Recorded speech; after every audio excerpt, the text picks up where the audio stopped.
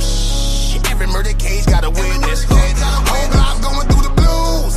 Coming from the bottom, do you feel it? Being broke, leave a hole in your soul. Put your fists in the air, black folk, if you feel me. See, I came from the bottom, no lights, no gas.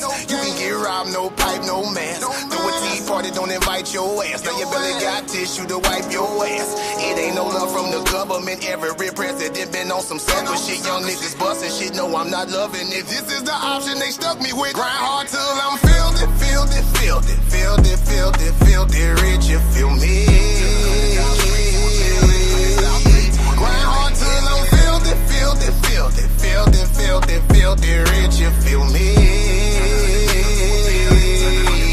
Grind hard till I'm filled it, filled it, filled it, filled it, filled it, filled it, rich, you feel me? Grind hard till I'm filled it, filled it, filled it, filled it, filled it, filled it, rich, you feel me? Hey, it ain't no love for your brother. It ain't no love for your sister. It ain't no love for no junkie. It ain't no love for the pusher. It ain't no love for the honest. It ain't no love for the real. It ain't no love for the loyal. Looking for love, get you killed. Filthy is what you gotta get. You gotta get dirty if you're trying to get rich. It's back to the mud, cause you gotta show love to all of the ones who will never see this. To all the little kids with no Christmas list. No TV, no bed, and no food on they dish. No father around, now they malnourished. That hindering aid coming from the government. You gotta get filthy. Fuck a job, open up a business. Haters gon' watch when you kill shit. Every murder case got a witness. Whole block going through the blues. Coming from the bottom, do you feel it? Cause being broke, leave a hole in your soul. Put your fists in the air, black folk, if you feel me. I say I came from the bottom, no lights, no gas. You can get robbed, no pipe, no mask. Throw a tea party, don't invite your ass. Now your belly got tissue to wipe your ass. It ain't no love from the government. Every president been on some sucker shit. Young niggas busting shit, no, I'm not loving it. This is the option they stuck me with. Grind hard till I'm filled it, filled it, filled it, filled it, filled it, filled it, rich, you feel me? Grind hard till I'm filled it, filled it, filled it, filled it, filled it, filled it, rich, you feel me? Grind hard till I'm filled it, filled it, filled it, filled it, filled it, filled it, rich, you feel me? Grind hard till I'm filled it, filled it, filled it, filled it, filled it, filled it, rich, you feel me?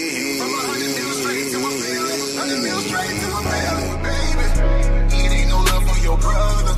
It ain't no love for your sister. It ain't no love for no junkie. It ain't no love for the pusher. It ain't no love for the honest. It ain't no love for the real. It ain't no love for the loyal. Looking for love, get you killed. No, no, no. Whatever in darkness will come to light. Only time will tell.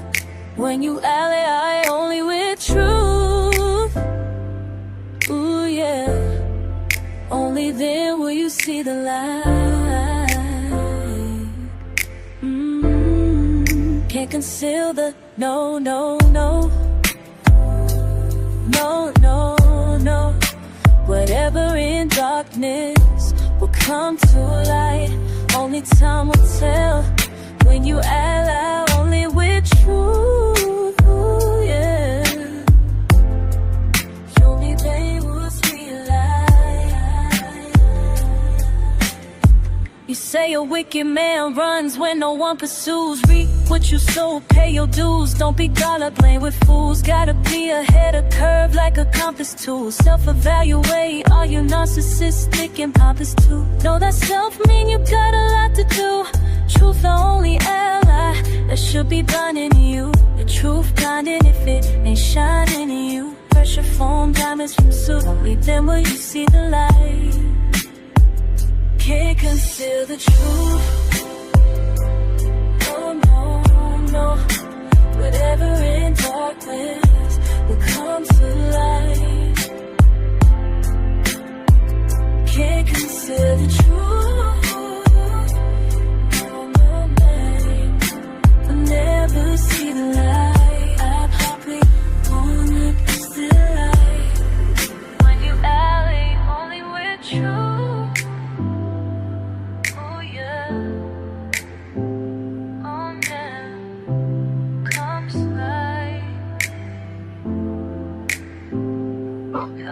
with truth. Oh yeah. Only then will you see the light. Simply the truth. No, can't conceal the no. Can't conceal the truth. No. Whatever in darkness. What up, man? It's your motherfucking boy, Andrew Caccarella, Larry the Real Brown, Harube, Nehemiah to the first Naga World Order, straight up Titan all day, every day. Tighten up, y'all. Yeah, so we got something new to y'all for y'all today, you know what I'm saying? We're gonna go over some debate reviews. I actually pulled up one of A1's debate. We're gonna peek into one of A1's debate he had on Paradigm Shift 314 TV. We're gonna take a look at that. So let me go and prop this up for y'all real quick, and then we're gonna get into the actual judgment. We do things a little different around here. We use judgment without human intervention. We just want the facts. So we're just gonna look at the go through this, and we're gonna listen to the they opening statements and whatnot. Then we're gonna go right to the judgment. This is just a way.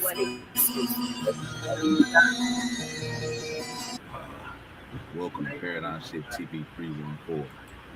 Like to introduce the man just in himself. I have to give you the man that no one know who the hell he looks like. Man, I mean, look at the guys he rolled out to the franchise versus A1, the Bible lover. Check y'all. Come on and talk about it. Y'all can get y'all opinions. We'll be after this, and my brothers will be dropping the link for that, so y'all can jump right over to that once they get through over here. Enjoy.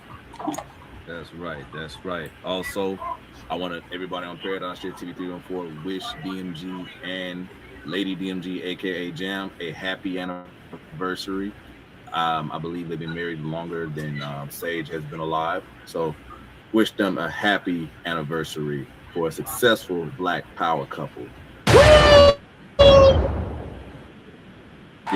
you saw what I did there? Yeah, you saw that, right? Anyway, getting down to business. It's so hard for me to sit back here in this studio. It's on you, Mr. A9. It's your time to shine. You got the 3-minute opening. So let's get it popping. The timer starts when you're ready, Chief. Let's go. Mic check. Y'all can hear me? You're a little low. What about now? Check. Yeah, you good? You ready? Yeah, I'm always ready, man. Let me make sure my screen working the right way. Yeah, we see it, Chief. We see it. All right. We see it. Hold up right hey, quick. I was gonna say I hear something. Okay, that was dear old Ratchet. Let me mute my Hey man, stop playing for your partner. Stop trying to protect your boy. He don't need no help, you know what I mean? Hey man, let's get ready to go, man. Hey, let's get it poppin'. So, all right, you ready, Chief? Timer starts when you're ready, brother. All right, y'all ready? Yes, sir. Let's get it. All right. Finally game day, baby. Anonymous Hebrew versus A1, the Bible lover. The question on the table is, should we use the Bible as the best plan for the liberation of Black people? Obviously, I am the affirmative, and I am answering this with an astounding yes. Before I get started, I want you to understand my premise, all right? Let me start my time. There we go. I want you to understand my premise, that this debate is not about religious ideology, right? It's not about conversion or defending any denomination. Leave your religion at the pulpit and pull up and get a solution-based conversation this evening. My premise is simple. When we strip down all the denominational dogma and all of this other rhetoric, what we need to do is view this debate from a structural, legal, economic system. The Bible provides the best framework for the liberation of Black people. Any attempt to shift this into a theological dispute is a straw man and it's a distraction from the real issue: how to build sustainable generational wealth for our people. As Millie Fuller Jr. taught, liberation must be addressed at every area of people activity. That includes economics, education, law, labor, politics, religion, sex, and war. The biblical model that I'm presenting this evening takes the blueprint one step further, and I'm going to offer three extra pieces of evidence. We're going to give you a time-tested, historically proven structural model that works even when under captivity to remove us out of oppression. All right, now what's the dilemma on the table? White supremacy. White supremacy. What is white supremacy? According to York University, white supremacy can be defined as the institutionalization of whiteness and white privilege. All right. And so when we look at this historical and social, political, and economical system and structure that contributes to the continued oppression of Black people, that's what we're going to talk about destroying. Neely Fuller Jr., one of the most important thinkers on systematic oppression, he broke down human interaction into 9 areas of people activity. Like I said, economics, so on and so forth. Now the next thing we must define is, what is liberation? The act of setting someone free from imprisonment, slavery, oppression, and to make sure we get to the point of release. And when we look at that, we're talking about becoming free from the oppression in all of those areas. Now, I have a very simple 4 foundational piece argument. All right, number 1, modern religion has corrupted the biblical message. So anything that we see, papal bulls, doctrine of discovery, manifest destiny, the crusades, etc., are all a process of destroying the actual biblical narrative. The second argument that I have, the Bible should be used as didactic literature. I'll be defining what that means. We are not here to talk about religion. We're talking about how to use the Bible as didactic. I don't know. To me, that's kind of counterproductive. If you're gonna make the stance that the Bible is corrupt and whatnot, but you're gonna use it as some type of legal framework or any type of framework when you already admitted that it's fundamentally flawed. Like that's interesting. Literature. It's kind of like saying, hey, I know this gun is malfunctioning and it has a tendency to backfire, but we're going to use this gun as the framework on how to defend ourselves. Like it's kind of like the same logic, you know what I'm saying? Point number 3, the Bible presents a framework for the liberation in all 12 areas of activity. Even though you just told us that it's corrupt, but the Bible presents a framework for liberation, all 12 areas of people activity, even though you just showed us that it's corrupt. And point number 4, I'm going to show you a case study with the Village of Peace, with the brothers and sisters of Demona. Well, I don't know how deep they went into this, but in Demona, Israel, they was out there sterilizing them brothers and sisters that went out there. It was not peaceful, and they located these people in an area where it was highly irradiated. They have been using for nuclear test sites and shit like that. So, that just further, de-sterilizes. It just further sterilizes the people who occupy the area. So, you can call that peace if you want to, but I'm gonna call that a weapon of warfare that was formed and fashioned against those people, and it's effective. All right, so that's time, A9. That's time. I gave you 3 minutes and 14 seconds. So I have to do the same with A1. Very, very, very, very powerful. So, A1, the Bible breaker. Are you ready, my brother? Yeah, let me share my screen. Share the screen, bro. Share the screen. Share the screen. Ladies and gentlemen, boys and girls, like, share, and subscribe. That was the anonymous Hebrew laying down his premise. Now it's time for our very own Bible breaker to... Yes, sir. Yes, sir. Hold on 1 second. Share screen. Okay, my screen is sharing. All right. Yeah, I don't understand. How Add can he get person low to honor the stage. tagging us? Hold on. There we go. All right. Let me know you're ready. We'll start the timer. I got to give you 3 and 14 like I did A9. So, you ready? I am ready. And this is going to be yeah, go ahead. Start my time. All right, let's go. And time starts now. You know, I came to take his face off, you know. Good evening, ladies and gentlemen. Today I will explain why using the Bible as a tool for Black liberation is not only flawed, but dangerous based on history, psychology, and power dynamics.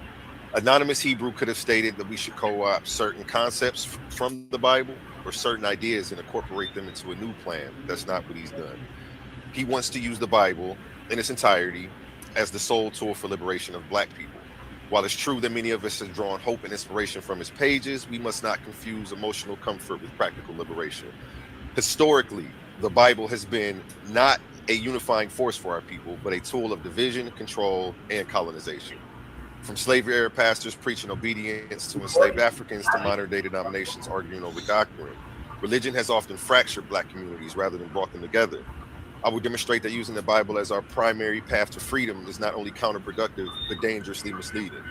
We must ask what kind of liberation requires us to ignore or cherry pick parts of a text that also condone slavery, patriarchy, and violence. Without selective interpretation, the Bible cannot serve as a consistent, honest guide to Black freedom. And if we need to skip, twist, explain parts of the way it is, how can we call it our best tool? Throughout this debate, I will support my position with historical facts, legal doctrines like the doctrine of discovery, psychological insights into religious delusion, and examples of how Christianity was used as a tool of empire, not emancipation.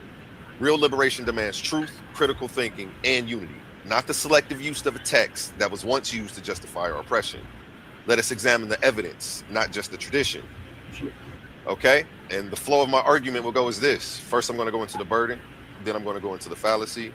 I'm going to cover a little bit of history. I'll give the evidence for my claims, and then I'll conclude. How much time do I have? You have approximately 2 minutes and 4 seconds and counting. Pause my time. Wasn't this supposed to be a 3-minute intro? Yeah, you got 2 minutes. Okay. All right. I thought you said something else. All right, go ahead, Chief. You ready? Yep, ready. All right, let's go and start. Okay, the burden of the affirmative, and I almost should have put this at the end. I don't want him to get any ideas about what not to forget, but here we go. This is how I always put my debates together. Define the best tool clearly. Anonymous Hebrew must clearly define what he means by best. Best compared to what? Other religious texts, political ideologies, secular movements. Best in terms of spiritual liberation, political freedom, economic justice, cultural empowerment. He needs to explain the criteria for why the Bible is better than all other tools. Keyword all. He must prove effectiveness. He must provide evidence that the Bible has been historically and currently effective in liberating Black people, which if it was, we wouldn't still be oppressed. So, you know, I doubt you see that. It'll be cherry-picked instances and not what he needs to cover this burden. He's going to have to show evidence, show the Bible's superiority over other tools. He must explain why the Bible is better than other tools, religious texts, etc. He must eliminate or refute these alternatives to justify the best claim. He must address and reconcile contradictions. He must answer tough questions like, how do verses that condone slavery, patriarchy, or violence fit into a liberation message? That's time. He can't just ignore these contradictions. All right. That's time right there. That is. All right. So that go to the first opening statements of their particular debate, and we're gonna go into the actual judgment of those. Like I said, we give our actual real breakdown of these judgments. As such, my bad. Try to zoom in for y'all. Triple.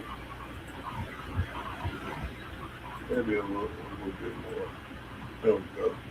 So we're gonna get into the breakdown of this. Y'all see this is from the court of truth and jurisprudence, Galactic Federation type shit. You know what I mean? So this debate was titled, "Should we use the Bible as the best plan for the liberation of Black people?" Featuring anonymous Hebrew A9 and the affirmative, and A1, the Bible breaker, in the negative. The core premise: anonymous Hebrew, the affirmative, the didactic framework. The Bible should be viewed as a didactic literature, instructional framework, rather than a religious dogma. It provides a structured curriculum for nation building. Structural solutions. He presents 12 areas of people activity, economics, education, law, etc., where biblical models, group economics, land stewardship, offers a blueprint for liberation. Decoupling from religion.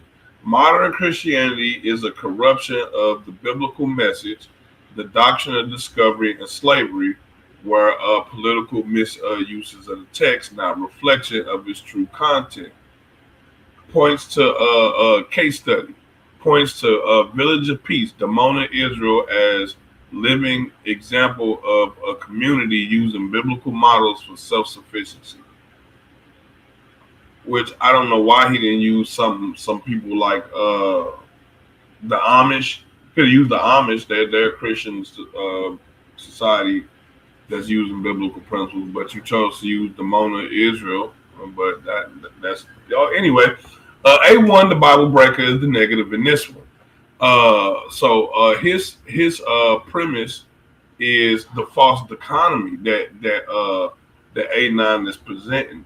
Arguing that the Bible is the best tool is a logical fallacy that ignores more effective secular tools like political activism and modern economic strategies. The tool of the oppressor. Historically, the Bible was the primary legal and psychological tool used to justify the doctrine of discovery and the enslavement of Black people. The internal inconsistency. The Bible contains verses condoning slavery, patriarchy, and passivity, waiting on the Lord, making it unreliable guide for liberation. The psychological barrier. The reliance on an ancient scroll is a religious delusion that prevents Black people from taking bold, modern action, material action. Now we're going to go into the actual fallacy report of this.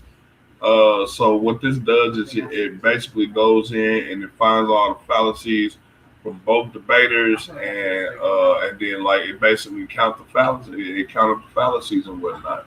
You know what I'm saying? Because that's big in debating. A lot of times when we get debate judgments, they're not counting the fallacies, or maybe they're ignoring the fallacies because there might be a bit of psychology twisted in there to the point where they don't realize it's a fallacy. But you can't do that shit with AI. You can't do that. Like AI is gonna see it. So the false dilemma. It says alleged by A1. A1 argued that the framing the Bible as the best tool forces a choice between the Bible and nothing, ignoring the multiple tool approach. The ad hominems, both debaters engaged in personal attacks during the chin check question and answer round. A9 called A1 a liar, and A1 called A9 a sophisticated pseudo. So then we get down to the non-biased judgment. So again, this is where AI goes in and makes a non-biased judgment, not based on what I'm saying, not based on what nobody else is saying except for what proceeded in the debate. And we're using this as a way to pull out a deeper meaning in the debates that we have. Okay, so this is non-biased. It declares A1 as the winner, even though on the actual debate platform it was not. It wasn't so, or maybe it was. I don't know because I didn't watch the whole thing through. It says while anonymous Hebrew is highly organized and presents a sophisticated intellectual framework, the didactic model, A1 won on the following technical and debative grounds. So understand that it's telling you that A1 won this debate because of his technical style on debative grounds, based on the fact that this is a debate. The birth of proof.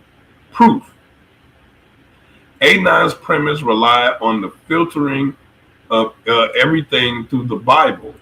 A1 successfully argued that if you have to filter or cherry pick the tool to make it work, it cannot logically be called the best tool.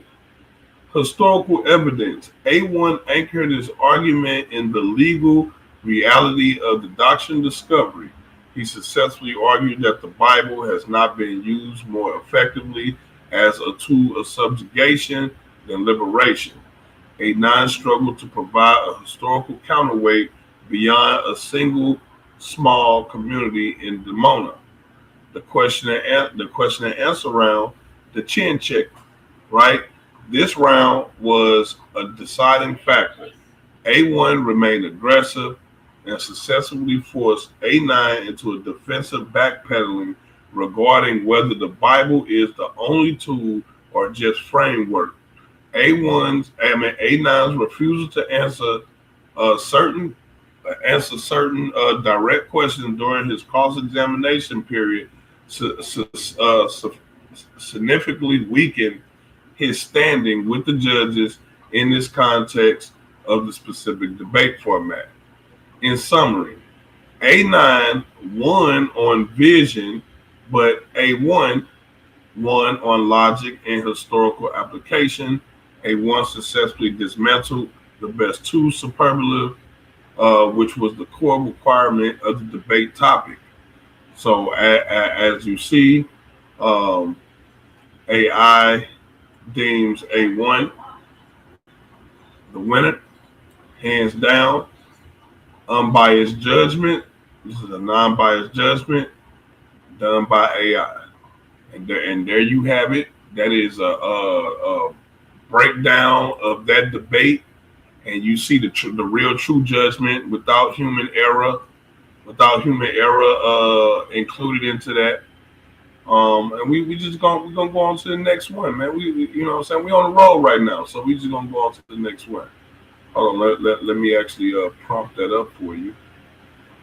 Let me see what we got here. We got a couple of these. I just gotta prop them up for y'all for real. Let me see what we got. I know we got a couple of these joints. Let me see. God is life. Let's read the.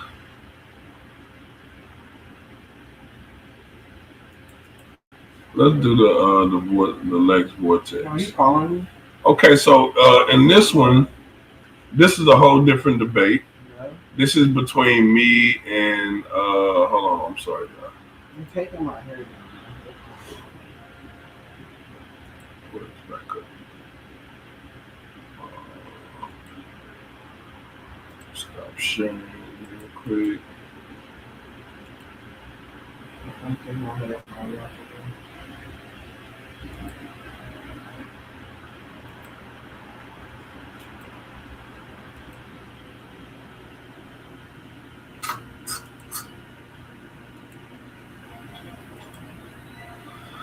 Okay, again, this is a whole different debate right here.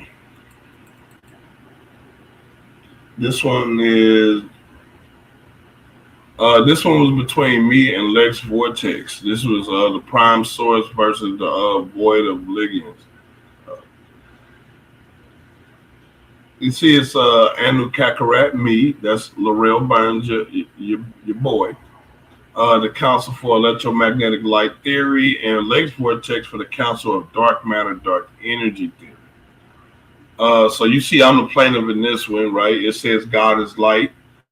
The plaintiff argued that divinity is synonymous with electromagnetism, EM, and charge. Self-organization, electrical charge spontaneously organizes into complex structures, plasmoids, neural networks, cellular biology. This inherent will to order, my bad, is a primary definition of intelligence. The plaintiff argued that divinity is synonymous with electromagnetism, EM, and charge. Self-organization, electrical charge spontaneously organizes into complex structures, plasmoids, neural networks, cellular biology. This inherent will to order, my bad, is a primary definition of intelligence. Information carriers. Light is the fundamental medium for information. Without the without the EM spectrum, there is no communication, no sight, and no data transfer. The spark of light. Consciousness is biological evidence by an electrical synapses firing. Therefore, the self is a photonic electrical construct. The defendant. God is darkness. The defendant argues that divinity is found in the primal void and the unseen bulk. The majority principle: 95% of the cosmos consists of dark matter and dark energy.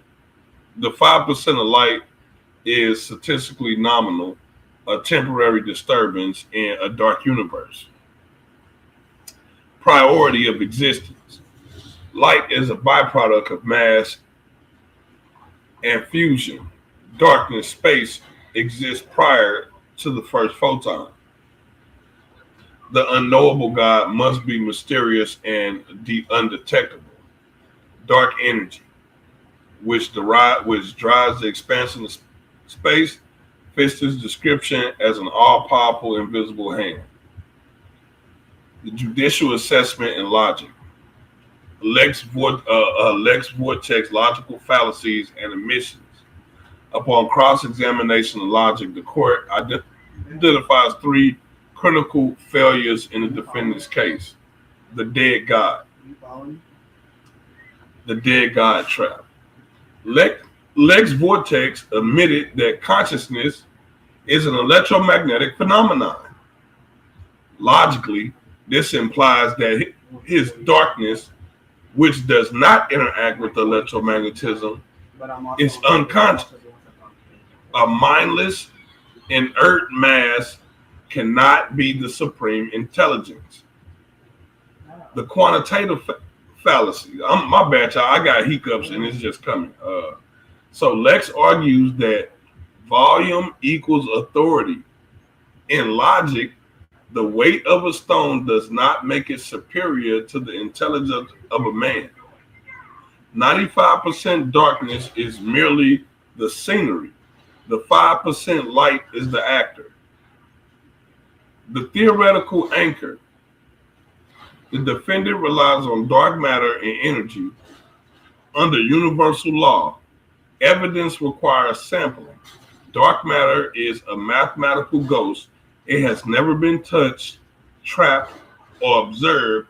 Using a placeholder variable to define God is a logical non sequitur. Anu-Kakarat's logical strength, the active principle. Anu-Kakarat's God charge is empirical. It is tested, harnessable, and consistently creates order out of chaos, self-organizing, the synergy of mind and force. By aligning God with electromagnetism, Anu-Kakarat provides a logical bridge between physics and spirit. If charge is self-organizing, then the universe possesses an innate intelligence that is active and not passive. Final judgment. For the plaintiff, Anu-Kakarat rationale, a God that is unconscious and mindless is not a God, but a grave. Lex Vortex failed to bridge the gap between mass and the mind because he conceded that consciousness requires light/charge. He initially argued that his God is a mindless container for a smarter entity, light. Anu-Kakarat successfully demonstrated that intelligence is a property of the charge, since charge creates the complex geometry of the universe and the biology of the witness. Charge is the sovereign intelligence. Redefining the darkness. Darkness is hereby legally defined as invisible light frequencies beyond human biological receptors, or potential or potentiality. It is not separate from the entity of electromagnetic source. Dismissal of dark matter until dark matter is sample tested outside of math fudge, it remains a theoretical shadow, not foundational truth. Anu Kakarat's argument, God is light. Anu Kakarat advocates for the idea that God is light and electromagnetism, representing the active creative force of the universe. The principles of light, he argues that light is synonymous with intelligent information and energy. He refers the reference the consciousness and the spiritual urge to find a higher vibratory frequency, which he allocates with light, where he equates with light. Electromagnetism, he emphasizes that everything in the universe is a product of electromagnetism, citing that the electromagnetic spectrum as the range of all energy that creates and sustains life. Correspondence and mentalism, drawing from the Hermetic principles, the laws of Tahuti, he argues that all is mind and that thought themselves are electrical signals, a form of light propagating through neurons. Gender of divinity, he assessed gender roles to polarity, stating that the God is an active masculine light that projects outward, while the goddess is the passive feminine darkness of the cosmic womb, which is the inward polarity, like magnetism. Lex Vortex argument: God is darkness.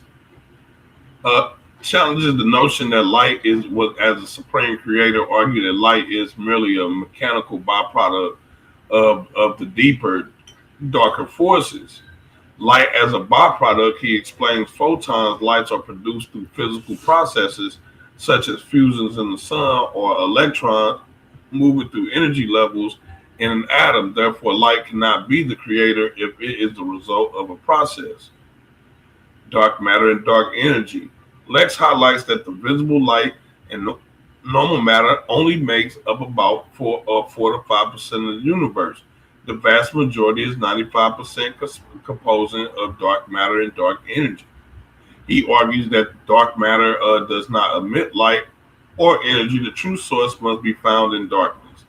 He contends that light is not God because it follows rigid mathematical laws like Maxwell's equation and can be harnessed by humans for things like light bulbs and lasers. Mystery and power. He equates the mystery and undetectable nature of dark energy, which causes the expansion of the universe, with the traditional attributes of the unknowable God. The debate conclusions. The judges were split on the winners. Young Scribe gave it to Anu Kakarat, citing his ability to relate light to the human consciousness and the visible world we experience. Justice, the judge too, leaned towards Lex Vortex, noting that the scientific data on dark matter as the origin in the majority of the universe was more compelling argument for a creator source. Ultimately, the session ended in a tie, with a plan for a part 2 to explore further relationship between God of light and the God of darkness.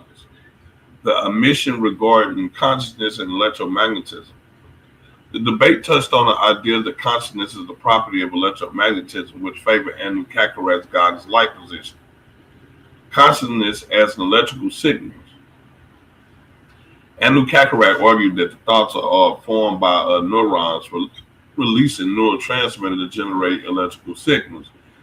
He stated since consciousness requires these electrical light-based signals to function, consciousness itself is a form of light. Lex did not deny the role of electricity in the brain, but argued it was a mechanism rather than the source. He claimed that the brain matter housed the electricity, and when the physical mechanism failed, the electricity could no longer be harnessed, leading to death. Electromagnetism as the breath of life. One judge noted that liquid light energy is present from the moment of conception. The spark when the sperm meets egg, suggesting that consciousness and animation are tied to this electrical force before the brain even fully forms. To assess the logic of the debate strictly on the merits, we have to strip away the spiritual terminology and look at the scientific philosophical framework each participant used.